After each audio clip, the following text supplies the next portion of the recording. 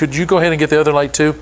We're going to look at the betrayal. We're going to be looking at what happens after the Garden of Gethsemane, and Jesus is, between the time that Jesus is arrested in the Garden of Gethsemane and then being taken to the Praetorium where he's going to be before Pilate. Next week we will look at the Garden Tomb, and we will look at Golgotha and Calvary.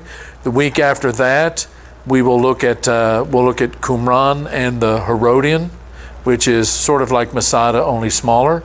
And there may be some reference to when in Mark 11, when Jesus talks about if you have faith, you can say to this mountain, be lifted up and put on this mountain over here.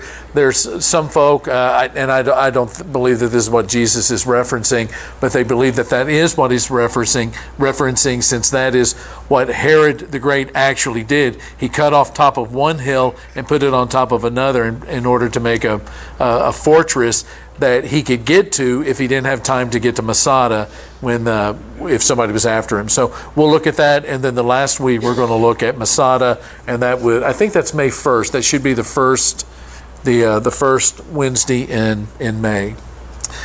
To give us a context, I'm going to read a little bit from John chapter 18. Then the detachment, and the context is the arrest of Jesus. Then the detachment of soldiers with its commander and the Jewish officials arrested Jesus. They bound him and brought him first to Annas, who was the father-in-law of Caiaphas, the high priest that year. Caiaphas was the one who had advised the Jewish leaders that it would be good if one man died for the people. Simon Peter and another disciple were following Jesus. Because this disciple was known to the high priest, he went with Jesus into the high priest's courtyard, but Peter had to wait outside the door. The other disciple, who was known to the high priest, came back, spoke to the servant girl on duty there, and brought Peter in. "You aren't one of this man's disciples too, are you?" she asked Peter. He replied, "I am not." It was cold, and the servants and officials stood around a fire they had made to keep warm. Peter also was standing with them, warming himself. Meanwhile, the high priest questioned Jesus about his disciples and his teaching. "I have spoken openly to the world," Jesus replied. "I always taught in synagogues or at the temple where all the Jews come together. I said nothing in secret. Why question me? Ask those who heard me. Surely they know what I said." When Jesus said this, one of the officials nearby slapped him on the face. "Is this the way you answer the high priest?" he demanded. "If I have said something wrong," Jesus replied, "testify as to what is wrong. But if I spoke the truth, why did you strike me?" Then Annas sent him bound to Caiaphas the high priest. Meanwhile, Simon Peter was standing there warming himself. So they asked him, "You aren't one of his disciples too, are you?" He denied it, saying, "I am not." One of the high priest's servants, a relative of the man whose ear Peter had cut off, challenged him, "Didn't I see you with him in the garden?" Again, Peter denied it, and at that moment a rooster began to crow. Well, John 18 picks up where the Garden of Gethsemane in Luke chapter 22 leaves off. And you know the story. They take him from the Garden of Gethsemane on the Mount of Olives, and they take him across the Kidron Valley, across, I believe, the southern end of the Temple Mount, which would include the Ophel and the city of David. They would have crossed over that, down through the Tyropoeon Valley, up into the upper city where the affluent people would have lived, and they take him to the house of Annas. Annas was the high priest before Caiaphas. And other places he's still referred to as a high priest. George Bush is still referred to as President Bush, even though he is no longer president. It's the same thing with the title high priest. Once you are the high priest, you're always going to be called by that moniker, the high priest. But he is the father-in-law of the present one, Caiaphas. And Caiaphas is... we don't know what he's doing, why he is taken to Annas' house rather than to Caiaphas' house, except that maybe Caiaphas is trying to get together to convene the Sanhedrin so they can figure out what to do with Jesus now that they have bound him and arrested him and they have him in custody. It's also during this period of time that as he's questioned by Annas and he's taken to Caiaphas' house, that John records the 3 denials by Peter that he knew Jesus. And so that's kind of the context of the pictures we're going to be looking at tonight. This is one of my favorite religious pieces of art. the Renegramento di Pietro by Anton Robert Lineweber. We're not really sure when it was painted, probably around 1920, but that is Italian for the denial by Peter, or the denial of Peter. And you can see, the guys over there to the left warming themselves by the fire. You see the rooster crowing, and Peter in distraught and obviously upset and weeping bitterly, finding a place where he can repent and weep in his heart. Lots of art depicting Peter and the denial and his repentance. This one, though, somehow just kind of captures the moment for me. The colors, all of that. This is the Peter Gallicantu church. Gallicantu in Latin is the cock's crow, or the rooster's crow. And in 457, there was a Byzantine monument that was erected on this site because it would have been the place where Caiaphas' house would have been located and where Jesus would have been tried by the Sanhedrin. As you can see above the dome here, there is a cross, and on the cross there is a rooster, depicting the fact that this is a site where the cock would have crowed, or this was the area where the cock would have crowed, reminding Peter that Jesus had told him that he would deny him 3 times. That's a very interesting, sobering piece of Scripture. There are lots of people in the world that you don't want them to know your name. The IRS, the cartel, the mafia. And Jesus. Sometimes we speed over that Last Supper and those last few hours with his disciples. We speed over that to get to the cross and the Garden of Gethsemane, and where we think the action picks up again. But Jesus has said someone is going to deny him. One of his own is going to not deny him, but to betray him. And the interesting thing is that they all begin to ask, "Is it I? Is it I? Is it I?" Something in each one of their hearts made them think that it was possible that they might be the one that betrays Jesus. And that's why they're asking. And he does clarify that it is Judas. They still don't get that. But it's also during this period of time where they're struggling with, they know that, that something dangerous is about to happen. Jesus has been talking about his crucifixion. Peter said it would never happen. And Jesus has rebuked him and said, this is a Satan thing that you have going on in your heart, Peter. And they're struggling with that. And if he is crucified, it's a very dangerous thing for them too, because in the ancient world, as it is in today's world, if you are following a doomed leader who is executed, chances are, best case scenario, you're arrested and thrown in prison. Worst case scenario, you're going to be executed along with him. And so, they're all struggling in their heart. And when he says somebody's going to betray me, they keep, is it me? Is it I? Is it I? Is it I? And Peter, with a lot of bravado, says, I changed my mind. This is who I am. I'm the guy that's going to stick beside you.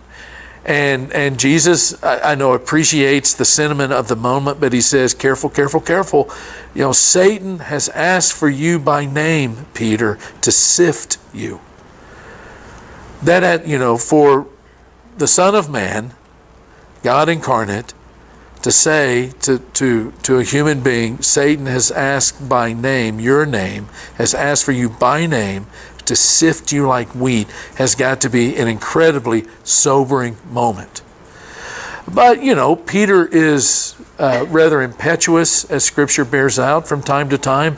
There are times when he is just so spot on beautiful in what he sees and what he does. And then there are moments where, this Peter in transformation, the old Peter, kind of comes out and he says, nope, it's never going to happen.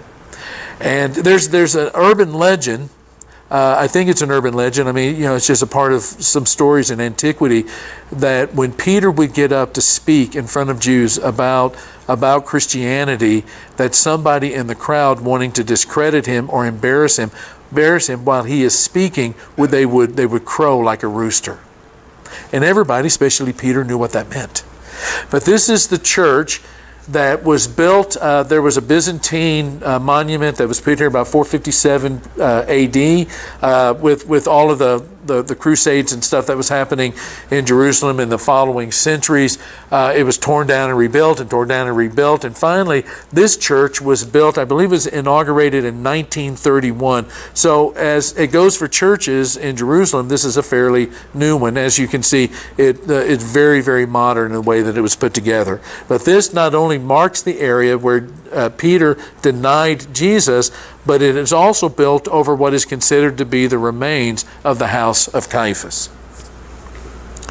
And here's a picture of that church from above. As you can see, a very, very modern church, and there is a lot of imagery and symbolism that is a part of this church. Of one is the main door going into the sanctuary. As you can see, this is a metal door that is sculpted to depict the denial of Peter being predicted by Jesus. Here's Jesus holding up 3 fingers saying, 3 times you're going to deny me. Here's his finger that is pointing to Peter. Peter's going, what? Me? No way.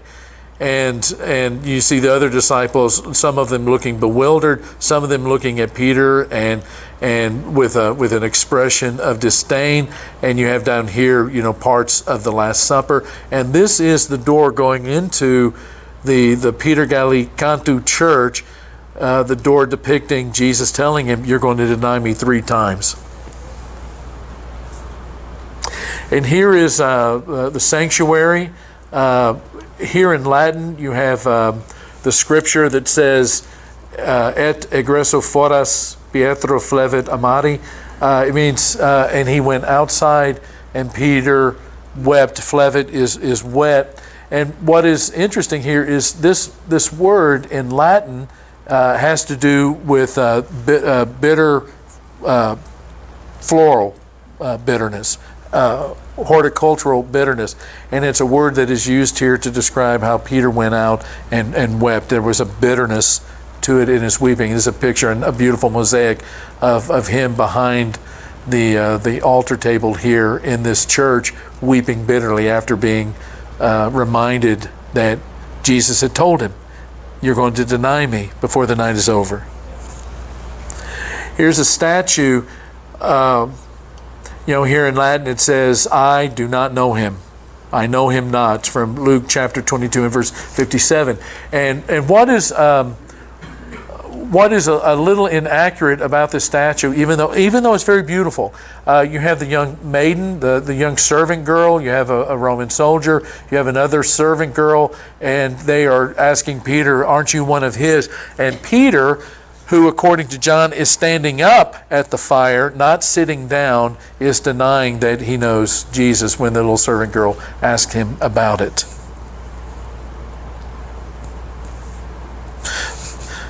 By the way, that is Mount Scopus in the background there. You can tell by the tower in the back. As I said earlier, the Peter Gallicantu church is built over the site that is considered by many to be the house of Caiaphas, the high priest. And you'll remember in John 18, Jesus has been arrested. He is being taken from the Garden of Gethsemane that is on the Mount of Olives, there on the east side across the Kidron Valley from the Temple Mount. He is taken across the Kidron Valley. He probably comes across the south end of the temple area where the city of David and the Ophel is. He is taken down through the Tyropian Valley and then taken up what would be the Mount Zion area or the upper city, and he is taken to the house of Annas. Caiaphas will come later. Caiaphas, knowing that this has all been orchestrated, Jesus is bound. They've been looking for ways. I mean, one of the obvious things that's taking place during the last week of Jesus' life in Jerusalem is that they're looking for ways to kill him. They are planning. This has been orchestrated. And so once Caiaphas gets the word, and again, we're not told this is just kind of assuming as we put the pieces together, knowing that it was going to be orchestrated as they planned together, the Herodians and Sadducees, they were getting together to orchestrate the arrest of Jesus. Caiaphas has probably gone to convene the Sanhedrin, which is the group, the leadership group of Israel, and they will be the ones among the Jewish people that are going to pronounce judgment. So they take him to Annas' house. Annas begins the process. During this time in which Peter, according to John, is denying Jesus, he is taken to Caiaphas' house, and it's here that we find some very moving sights. At the bottom of Caiaphas' house, being the high priest and being the head of the Sanhedrin, there would have been an area where prisoners would have been kept, and there would have been beatings. And underneath the Peter Gallicantu church are a series of caves that would have been the subterranean rooms and all of that for the house of Caiaphas during this time. When I saw this for the first time in 1999, basically what you have is an underground room, is a cave basically, is what it is. You have a piece of stone that has been chipped away so that it forms what looks like a beam across this room. When I saw it in 99, it didn't have the straps hanging down, but there were the holes. And it was a little bit hard to see because it was very, very cramped, 20 plus years ago. And but this would have been, if this is the site of where Caiaphas' house was located, in all likelihood, this is also the place where Jesus' arms would have been stretched up and tied up, and he would have been beaten before he is taken to Pilate. He would have been beaten by the Jews. And, it's a very moving moment. As you can see, this is all behind glass now. That was not the case 20 years ago, but when they remodeled this area, they have widened it so that you can actually get up and spend some time in front of it rather than being forced to go very quickly because of the crowd through a narrow passageway. So in some ways, it's much easier to see what's happening at this particular site, but you are sort of insulated from it by the glass. But this would have been the place where they would have stretched Jesus' arms above himself as they had him bound, and they would have beaten him. And again, this is just that beam that we saw would have been above this floor right here. This would have been a holding cell. You can see there's another place where they would have tied prisoners up. And all of this is from the first century. At the bottom of these homes, they would have, and this would have been very typical of homes during this period of time, they would have had these holes that would have been bored right through the rock, and they would have been a collecting place for water. They also would have been a place where prisoners of certain degrees of judgment would have been dropped down and kept overnight. And actually, I kind of have them in the wrong order. This one right here is the one that is right there at ground level. This one would have been the next one that Jesus would have been lowered down into, as he would have been lowered into this pit where he would have been kept prior to being taken to Pilate. And one of the significant things about this is that there was no light. It's really lit up very well right now for tourist purposes, but this would have been pitch black. I mean, this is so far underground, the only light would have been a torch, and when those that would have taken the prisoner down, in this case Jesus, the torches would have been taken away as they left the place, he would have been in utter blackness and darkness. And as you are moving towards this area, there's a larger area that you're passing by that has Psalm 88 printed out on it in large enough letters that anybody in the room can read this psalm as they are headed over to this place where Jesus would have been let down. And this would have been the place. If this is the place where Caiaphas was living, this in all likelihood is the place where Jesus would have been lowered after they had beaten him, and they're deciding how to work the angles with Pilate as they get ready to take him over there to have him tried at Fortress Antonia. And Psalm 88 says this. It is the one psalm in which most of the psalms will work through. There's an orientation in life, then there's a disorientation, things have gotten bad, And then because of God intervening, there's a reorientation for life. So it goes orientation, disorientation, the bad thing happens. Reorientation is when God comes through with blessing, and I will thank you in advance, knowing your faithfulness, those kinds of things. Psalm 88 is not like that. Psalm 88 says, Lord, you are the God who saves me. Day and night I cry out to you. May my prayer come before you. Turn your ear to my cry. I am overwhelmed with troubles, and my life draws near to death. I am counted among those who go down to the pit. I am like one without strength. I am set apart with the dead. Like the slain who lie in the grave, whom you remember no more, who are cut off from your care, you have put me in the lowest pit, in the darkest depths. Your wrath lies heavily on me. You have overwhelmed me with all your waves. You have taken from me my closest friends and have made me repulsive to them. I am confined and cannot escape. My eyes are dim with grief. I call to you, Lord. And notice, that in this psalm that many, and myself included, looks to this moment in Jesus' life. He's using the name, the covenant name of God, his personal name, Yahweh. I call to you, Yahweh, every day. I spread out my hands to you. Do you show your wonders to the dead? Do their spirits rise up and praise you? Is your love declared in the grave, your faithfulness in destruction? Are your wonders known in the place of darkness? Are your righteous deeds in the land of oblivion? But I cry to you for help, Yahweh. In the morning my prayer comes before you. Why, Yahweh, do you reject me and hide your face from me?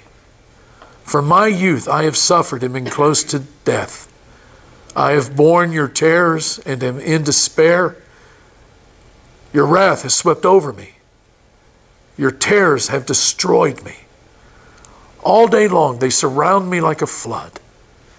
They have completely engulfed me. You have taken from me my friend and neighbor. Darkness is my closest friend. When you go to most of the sites in Israel, there's a lot of talking and it's loud and people chattering and, cracking jokes and laughter and, these kinds of things. This is one of those particular areas where there's not a sign. You go to the Alamo, it's this very solemn atmosphere. There's the sign, gentlemen, take off your hats, please speak in low voice. This is one of those places where you don't even have a sign like that, but you're in the room waiting to go into these caves, and there's this psalm that you read on the wall. The psalm ends, it is the most depressing of the psalms, all the psalms. Darkness is my closest friend. And you think about what the Son of Man is going through at this time. He's been through the Garden of Gethsemane. The waves of anxiety have washed over him. Father, take this cup from me. The weeping, the tears that are mingled with blood, that have the blood in it, from the anxiety of what it is that he is about to go through. And then they come and they arrest him. And, this psalm, even though there is no record of him quoting this psalm like he does on the cross when he quotes psalmody, is that it represents, what was happening to Jesus. David is looking forward to something that happens in the life of Jesus down the road. He sees it by the Spirit. Darkness is my closest friend, and he's down in that pit, and he's been, when we talked about the Garden of Gethsemane, you may remember that the rabbis taught that, when you were having these fellowship meals, that the fellowship was broken. They would ask, when does this fellowship stop? When is it broken? When does, when do we go on to the next thing? And the rabbis taught that one of the ways that fellowship was broken was when somebody fell asleep. And you'll remember that in Luke 22, that's one of the things that's happening in the Garden of Gethsemane. So Jesus has had the meal. He's talked about, he's washed their feet. He's talked about the betrayer. He has talked about the denier. He has prayed and prayed and prayed. He's given them instructions about, believe in God, believe in me. I'm going to prepare a place. I'm going to come back. I'm going to get you. And, if you see me, you see God. He says to Philip, And he goes to the Garden of Gethsemane after they sing a hymn, and it's there when he goes in and he's standing at the precipice, really emotionally and spiritually, of seeing what he's about to be cast into for our salvation, that they fall asleep and he becomes really utterly alone at that point. And then they arrest him. His friends have fled. He's taken to Annas' house. He's taken to Caiaphas' house. He's been beaten. He is bleeding. He is worn out. And now he is dropped in this pit. And this psalm describes what it is that he's going through emotionally. Darkness is my closest friend. You have taken from me friend and neighbor. This is from just about day one. This right here is Akeldama.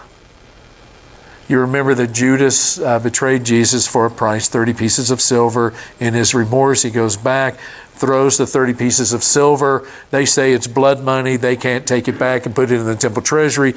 Judas goes out and hangs himself. Luke says that he fell headlong and hit the rocks, and his viscera burst forth.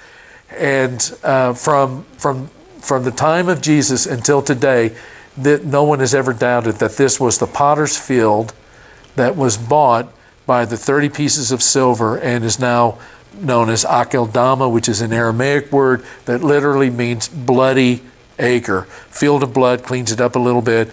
In Aramaic, it's bloody acre.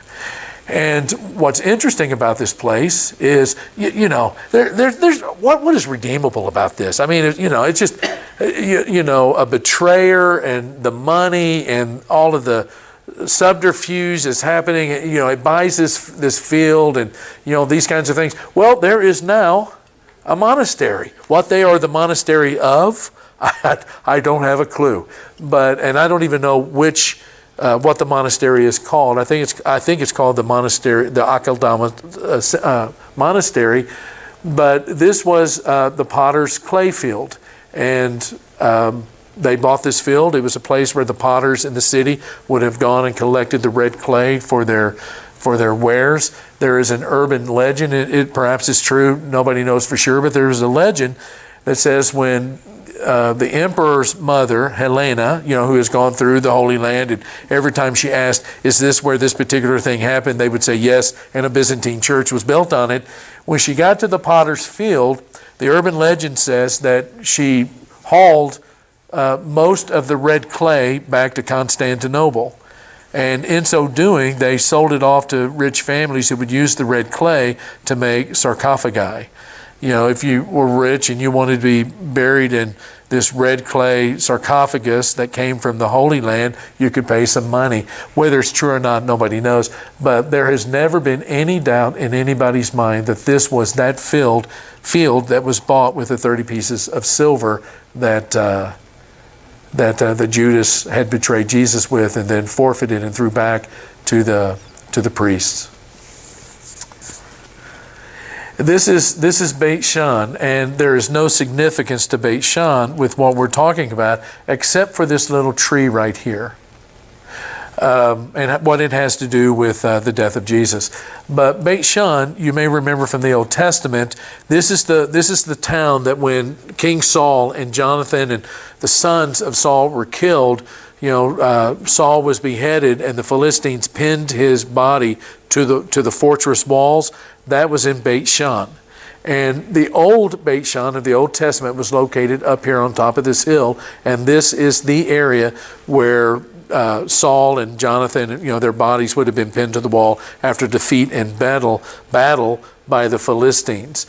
This is the Beit Shean of the New Testament. In a lot of people's minds, archaeologists' mind, this is the Disney World of the archaeology world of the ancient Israel scene.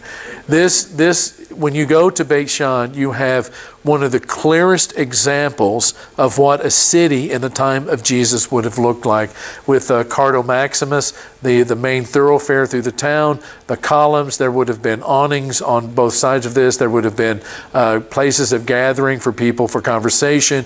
It would have been a marketplace as well along the sides here. One of the coolest amphitheaters that you will ever see in your life is in Beit Shean. But the reason I show this is this tree right here. Does anybody remember the rock opera Jesus Christ Superstar? Has anybody seen it or seen it recently? This, this was like 1973, 74. The church that I grew up in kind of frowned on the Gospels being put into a rock opera, so I didn't see it until some time later. But in the movie Jesus Christ Superstar, this tree right here is the one in the film in which Judas hung himself at the end of that movie. The funny thing, nobody has ever doubted where Akeldama is, the bloody egg or the potter's field. No one has ever doubted where that is. But no one, there's 500 places around Jerusalem where apparently Judas hung himself. I mean, that tree that he hung himself has moved all over Jerusalem, even 50 or 60 miles away to Beit Shean. And in the movie, this is the tree that Judas hung himself on at the end of that movie. And here's a close-up view of it. And if you can kind of Google this on the internet, and what you'll see is a tree that probably had a few limbs these limbs were a little bit longer at the time, but that is the tree that was used in the movie for Judas's ending after he had betrayed the Son of Man. I mean, you just don't get this kind of stuff except in church, right? I mean, too bad you won't hear about it in Trivia Pursuit, but this right here, and this will be our last slide tonight, these steps go all the way back to the Hasmonean period. The Hasmonean period, you remember, in 150 BC, some 140 some odd years before the birth of Jesus, you have the Seleucids who are in charge of Israel. Alexander the Great had just conquered everything. He dies not long after Palestine has been conquered. The Ptolemies from Egypt, one of his generals, General Ptolemy, his family, they're the ones that are in charge of Israel for a number of years. Some years later, the Seleucids, who are the Syrians out of the north, they come and take it. And the Seleucids are the ones who are really trying to Hellenize. They're trying to take away the Hebrew culture and make it Greek. Everybody loved everything Greek. Rome's going to do the same thing in a lot of ways, even though they allow the religion to stay the same. Seleucids did not do that, though. And so there is this little village to the west of Jerusalem called Modane. There is a priest there by the name of Mattathias. He has a son by the name of Judas. In fact, he has a bunch of boys. And the Seleucids sent one of their priests and their guards to this little village, and they're going through all the villages and trying to compel the Jews to sacrifice a profane sacrifice. Mattathias has had enough. He is tired of reading the papers. He's tired of the evening news. He is tired of the talk radio shows, of all the things that are happening in Israel. And he says no. And they killed the Seleucid priests. They killed the Seleucid guards. And the Hasmonean revolt is in action. And it's during this period of time where, everybody is ready for this thing to happen. They just want to know who's going to pull the trigger. It's the guys in Modane that do it. It galvanizes the entire nation. They drive the Seleucids out. You'll remember that they retake Jerusalem. This is where Hanukkah comes from, where they reconsecrate the temple, and the supply of oil is there. It's a miracle. It becomes the Festival of Lights, or Hanukkah. It's where the menorah comes from. And these steps go all the way back to that period of time. These are steps, and there's only about 6 of them. It's a very short walkway, but these are adjacent to the Peter Gallicantu church where Caiaphas' house would have been. If that is the place where Caiaphas was, these are the steps that they would have dragged Jesus up to Caiaphas' house. Then after they tried him, they punch him in the mouth, they mock him, they beat him. He's put in, he's in prison while they're trying to figure out the angles that they're going to work over Pilate with. He would have been dragged down these very steps down to the Tyropian Valley along the west side of the temple to the Fortress Antonia on the northwest side of the Temple Mount. And there's some people standing there from our group to kind of give you a little bit of perspective of just how big this is. But these steps, again, it's one of those moments where you're going, okay, this is like a 1.5 in terms of just being pretty certain that this is where Caiaphas was. And these stones, just when you're on them and you realize that this was part of the path that would have gone from the upper city down into the Tyropian Valley. It would have been stairs and steps that would have been very, very well used during the time of Jesus in the first century. It is one of those very moving moments where you realize that, down these steps, the Savior was dragged on his way to being condemned by Pilate and then being, compelled to carry his cross outside the city wall to be crucified. And but these stones go back even, a century and a half before the time of Jesus himself. And that is that. Thank you for coming tonight.